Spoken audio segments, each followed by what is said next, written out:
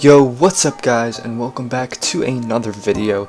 Today, we are going to be doing something a little bit different. We're going to be doing just a basic tutorial on how to get started recording your vocals on GarageBand, or even just getting started, whether you're recording an instrument or yourself, just the basic steps of how to open the app and get started with your first project. Alright, so when you open up GarageBand, you'll see something like this. If you have the newest version. You want to click Empty Project. So it's going to bring up something like this. Now, if you're trying to record vocals, you want to click Audio right here. And you want to click with the icon with the microphone.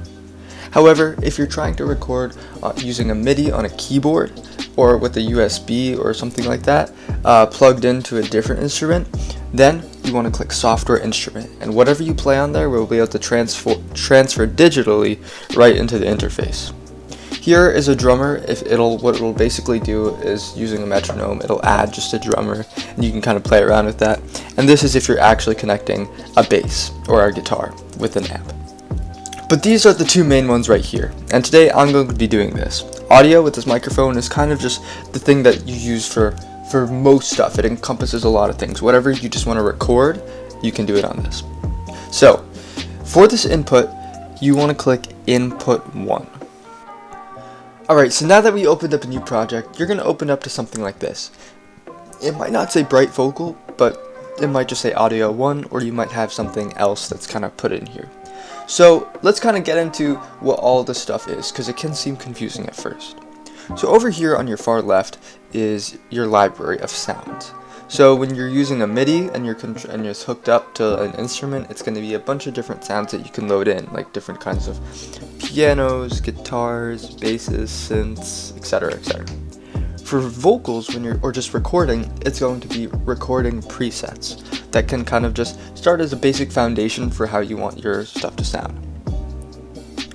So user patches is things that you've created. So if you edit this over here and all this stuff, and then you click save, it'll come up as your custom one. And I have a bunch of ones here. Now let's get into all the stuff kind of in this area, because this is all your recording settings of how it's going to sound when you record. So your record level is your input level. And it basically means it's how loud that sound coming into the mic is going to have. So if you put it all the way up, you're going to speak and there's going to be a lot of clipping. It's going to be super loud, and you don't want that unless you're recording something super quietly. If you put the record level down here, it means you're not going to have a lot of sound coming through because the input level is really, really low. So this is maybe if you're recording something really loud, like drums or something, you don't want it super loud at all. So it's up to you to kind of figure out where you want that. Monitor basically means that you're going to have that sound of whatever. If you're talking into a mic, you're going to hear that in your headphones at the same time. There is a little bit of latency depending on the mic that you use, so keep that in mind. So if you're singing, you're going to hear it in your headphones at the same time. Feedback protection, you always want it on, and your input is just what you're recording on. So if you don't have any input, it's just going to say built-in microphone, and that just means it's coming in from your computer, whatever computer microphone you have. I'm using my Beats Solo auxiliary microphone, so it's detected that, and I'm using that as my input. You can add a second input to get different microphones, and essentially your input is just going to say what microphone you're using. Over here is the plugins area. I've used plugins in a lot of my videos, and it's over here is the plugins area. And I've used plugins in a lot of my videos, so you can kind of see how I've used them kind of throughout the last couple years of my Mac videos. But basically, you're going to come up with a bunch that's going to start as your preset, or you're going to start with nothing if you're just starting on a dry track. And if you go down to the bottom, you hover like that, you can get your whole set of presets. They're all going to do different things. And my new videos coming up in my How to Record Vocal series, I'm really going to go into a lot of those presets individually. But feel free to experiment with these yourselves. Now, after we've kind of gone through this whole area, we can kind of leave that aside. So let's go up to the actual recording of your vocals. So this is your pause play button, this is your metronome, this is going to count 1, 2, 3, 4, and then it's going to start recording. This is to start all the way at the beginning, and this, you can press it and it'll fast forward to certain sections. Up here you can change your tempo, your key signature, and your time signature. And when you click play, you're going to see the beat playing with the measure. So when you want to start recording, you're going to hit the record button, and it's going to start recording after 4 beats because you have it set to a 4-beat start.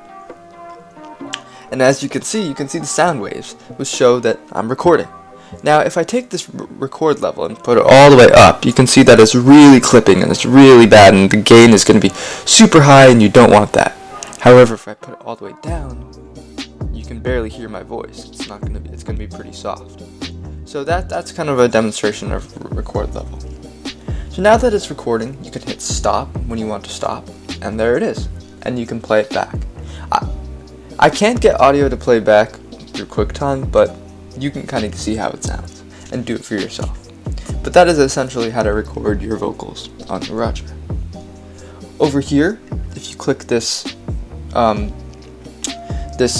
scissors button, you can kind of push this up. You have a bunch of different options. If you go to track, you can put in your auto tune, or you can quantize what you have, which means it'll line it up with the metronome. You have a lot of different options of how you want it to quantize, and the strength of your quantize. And then you can transpose, which means it'll pitch it down or pitch it up. And if you click follow tempo and pitch, it'll quantize and it'll follow the pitch that you've set it at. Over here, you can even take your vocals and adjust it as needed, change different parts, do whatever you want. So there's some pretty good options if you have flex enabled, which is this area right here. Otherwise you can't. There. That button right there affects it. Alright, so that is going to be it on how to record your vocals and how to kind of get started with all the options that are presented to you in GarageBand. And I hope that was helpful, and as always, have a great day, guys. Peace.